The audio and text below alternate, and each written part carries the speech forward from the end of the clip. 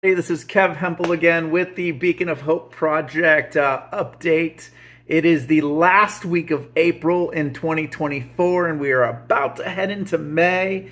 I had a great week last week. I hope you all did, and I hope you all enjoyed the message and encouraging word from last week as well. I hope you got the opportunity to share it with your local leadership in the area of Iowa, and I hope you found it to be very fruitful and a little bit encouraging.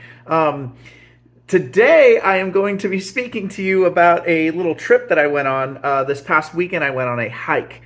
This hike was about a 12-hour hike. It was approximately about 8,000 feet in elevation, and it took us almost 12 hours, just under 12 hours. So long hike. For some of you that know me, you understand and know that I'm an ultra runner, and I do some pretty wild things when it comes to hiking.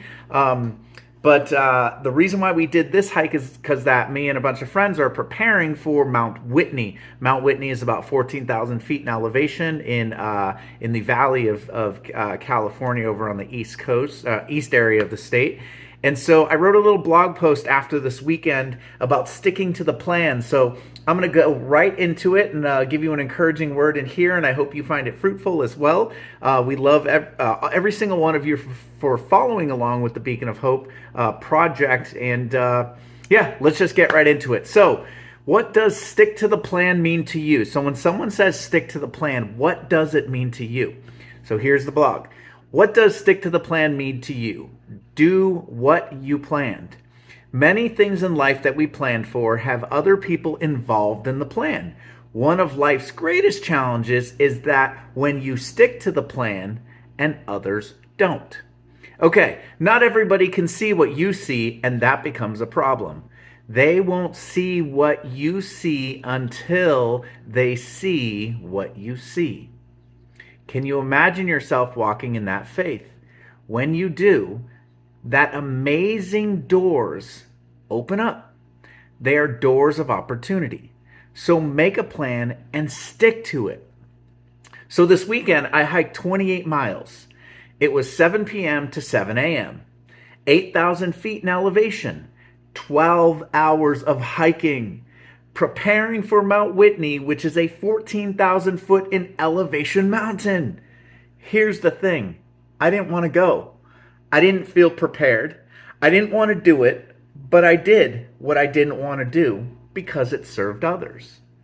It opened up a massive amount of opportunities, actually doing something of service. Sounds familiar, huh? Could you imagine if we forgave not just to forgive others, but could you imagine when the very act of forgiveness releases the miracle moments that we are blocking by not forgiving? God is so good.